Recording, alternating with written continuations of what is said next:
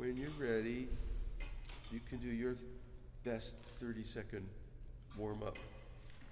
Yeah, take 35 seconds if you need it.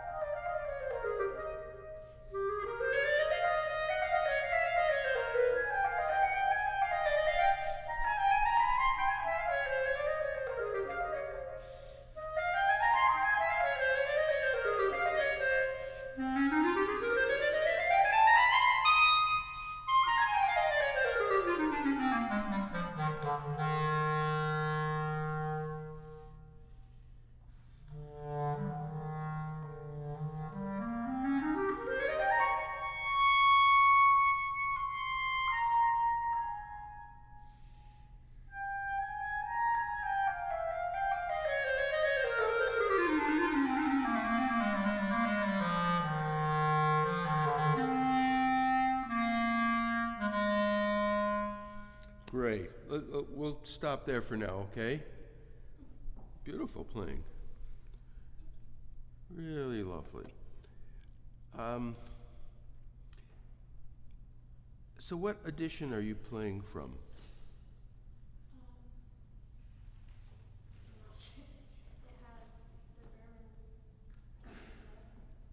Yeah, no, I just ask, of course it certainly does.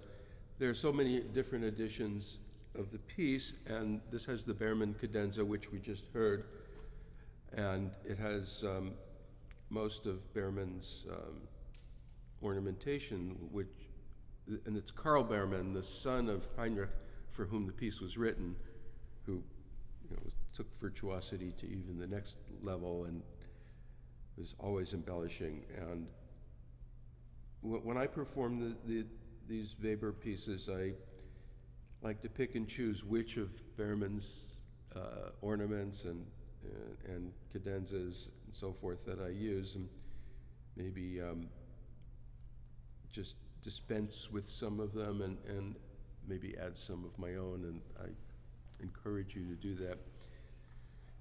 But I think it's useful to study the piece both ways, and so when you have a phrase that has a fairly simple cadence and it's ornamented, it sometimes can obscure the actual function of the solo clarinet line in the harmony.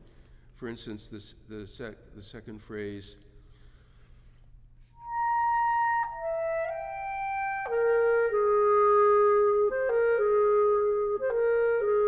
and he adds,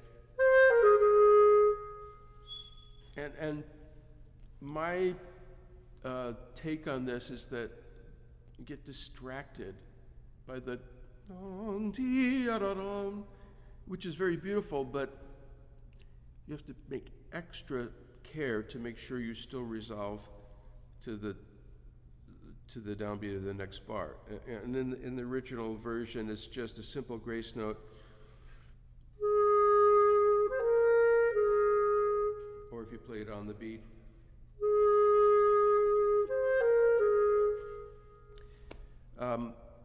But if you're going to play the ornament, what really makes it a little bit more confusing is the use of these hairpins. You're playing the edition where there's a crescendo diminuendo in that bar. And so it's really useful, I think, to talk about what that means in different styles and periods of music.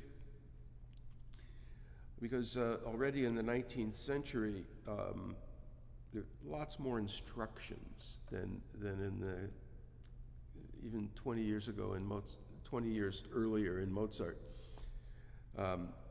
with crescendos and diminuendos and hairpins and lots more dynamic markings. But then there was also a lot more liberties and freedom by publishers and editors to add their own dynamics and markings like that.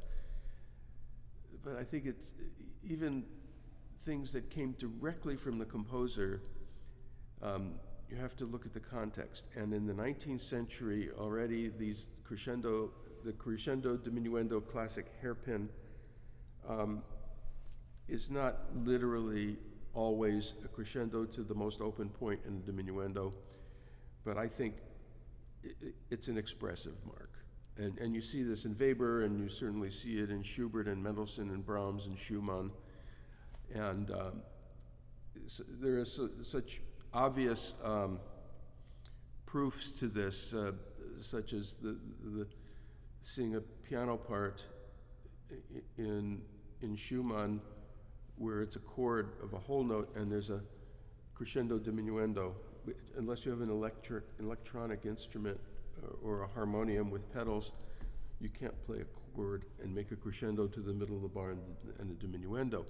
But in the context of chamber music, it's an expressive mark, or even in a solo part, it's the notion that it's an important place. And it certainly is in this phrase. It's the cadence of really an 8-bar sequence.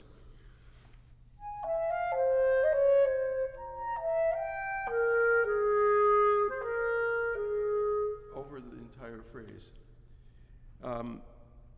So now that you've been sitting there listening to me talk for all this time, let's hear your best 12-second warm-up, and we'll play it again.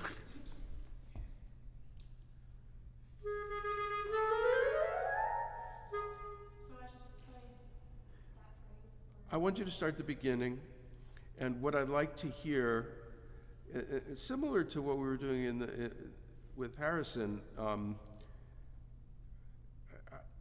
I'd like to hear what your intent is really clearly. Where are you going in the first 4 bars? What's the point of stress in this phrase?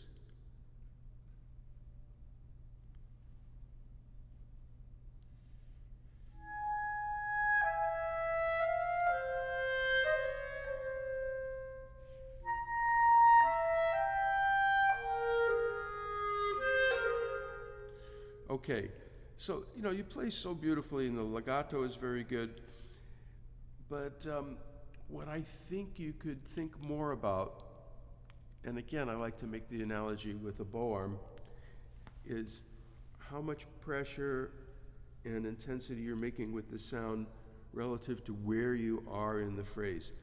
And to me, in the third bar, it sounds like you got to that D, and then you're overtaken with this visual of the hairpin, and so you made a swell on the note. And I think by then, it's a little late.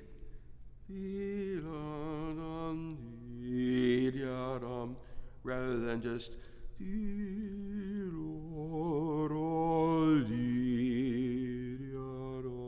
right?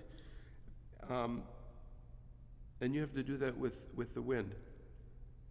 Let's just hear the first four measures and make sure that if you just take this, I think if you can do this with a PDF, take that hairpin and move it about a centimeter to the left. You have what I'm looking for.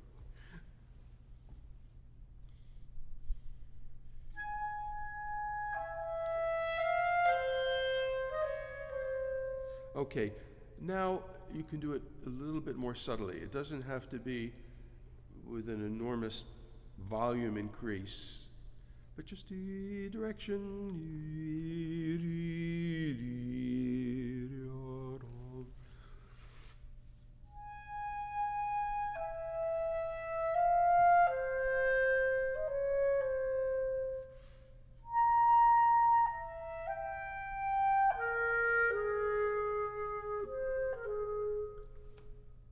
So you go to the D and then go to the B flat.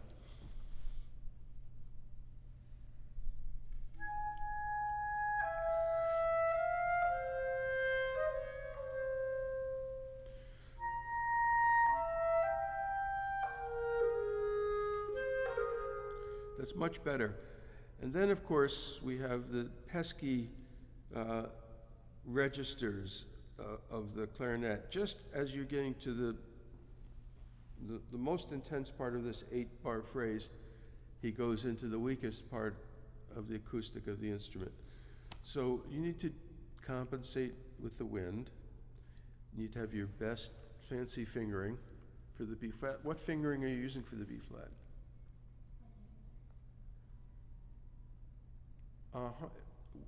So why don't you try not covering the first hole of the right hand, but just 3/3 and the C key. Just open up a little bit more, get more depth in the sound, and move more wind through. Just play that note by itself.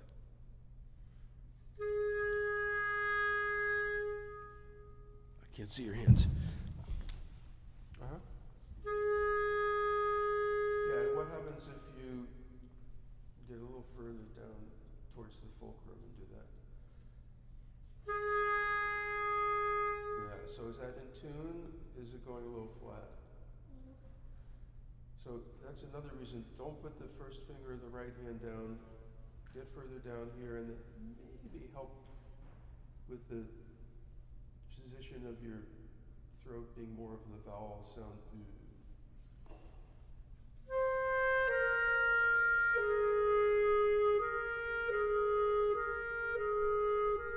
Let me just hear you go back and forth between the two notes over the break.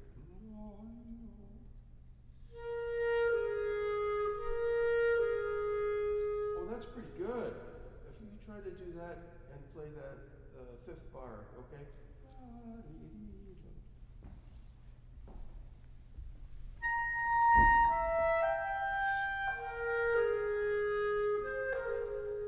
That's good. And then just don't mumble at the end of sentences. Even though you're coming away from the note, don't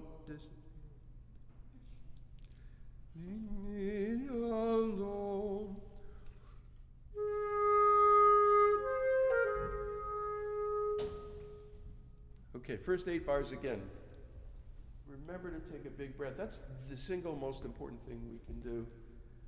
When you're nervous, if your knees are shaking, your palms are sweaty, your breath is short. And you can start to play a wind instrument. Remind yourself that it's a wind instrument and it needs wind. So, without the whistle. Backward whistle.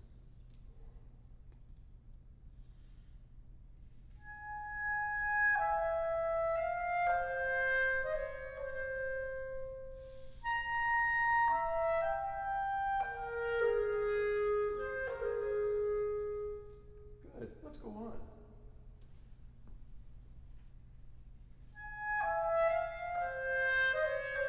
So, you know, to my ear, when you get to the D, that's the important emphasis.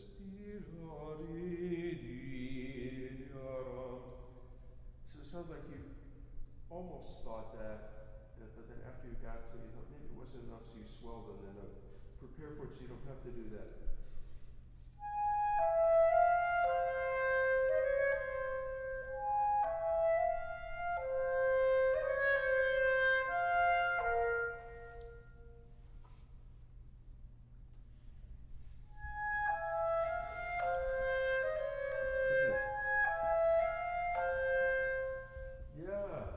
So I'm moving around and distracting you. And I think for expressive purposes, maybe a little less than, and then crescendo, because you're going almost like a recitative already. He's so operatic. So that phrase from the B flat.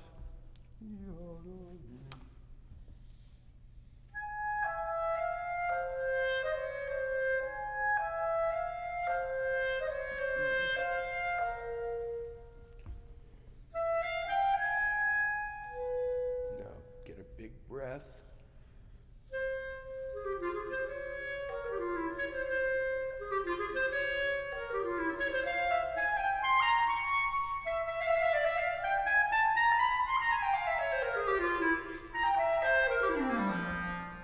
Can you make more sound when it gets big? So just a little thing about breathing and tone production, that the throat position for breathing is very different from the throat position for producing a tone.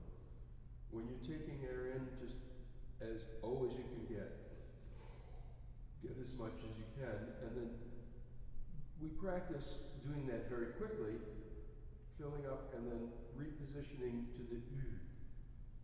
Because if you try to breathe and get a full couple of lungs, when you're still in the U, then you're going to get constricted. So open, close. In, out is different. So do that slowly now. And just play this phrase from, get a big breath, open throat, position, and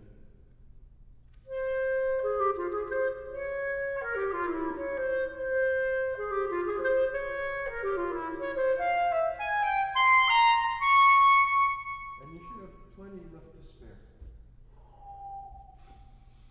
Should I play it a bit slower? Yeah, a little under just for clarity. And make sure, you know, what you're doing with the important notes at the beginning of the bar, is great. Really, make that emphasis, but make sure the triplet notes are also heard.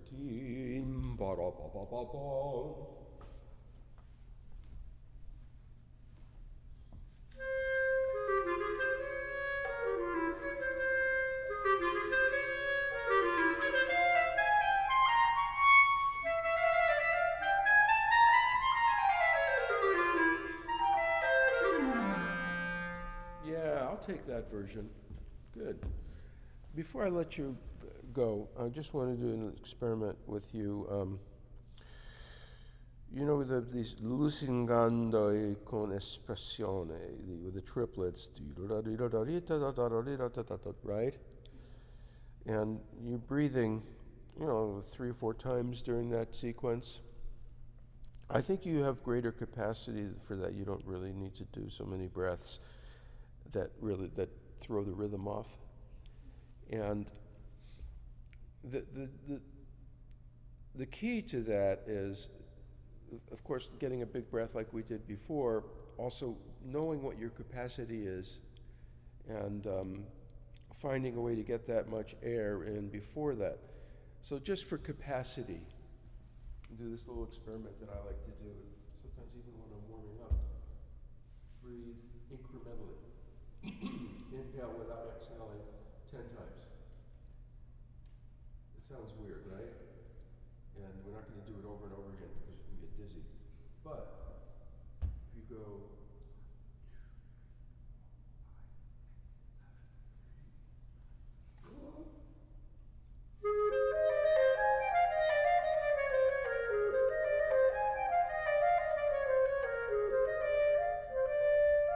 but I have to remember the notes too. Yeah, I'm going to do it. I'm not going to use it.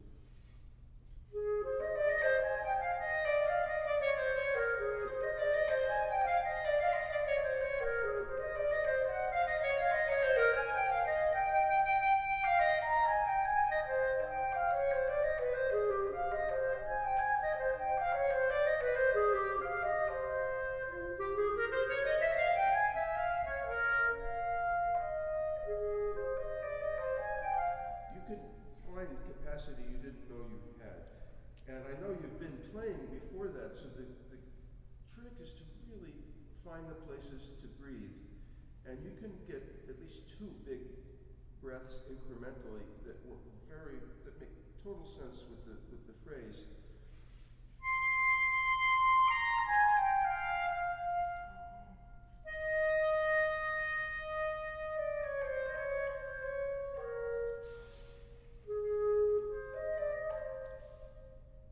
So let's try the first one. Can you do this 10 breaths? When you get to about 5 or 6, you think, what am I going to do now? There's no more room. And then you find room, you push down, push back, you compress the wind and find room for 3 more. Okay, you can do it at will, but 10 breaths and then play the triplets.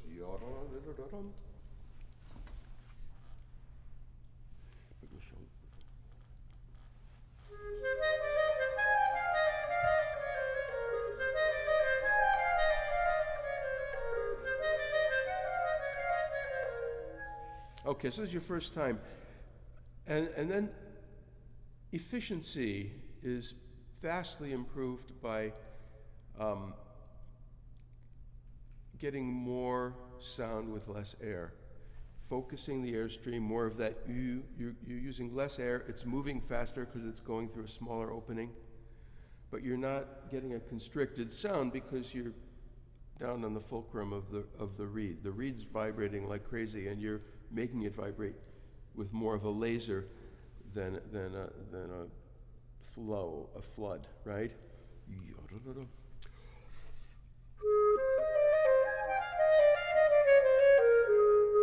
Rather than don't waste the energy. So okay, one more time. Take 10. Keep the airstream small and play those triplets again.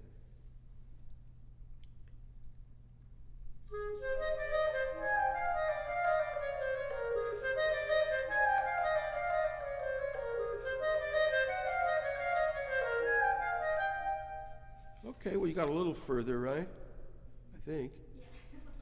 So this is something you can play with at home. But always take the biggest breath you can for now, even just for, maybe not 10 breaths and then play one note, but really fill up and use that compressed air as your energy source to make the kinds of sounds you want. Okay, we're going to move on to Poulenc. Thank you so much. You play really beautifully. Thank you.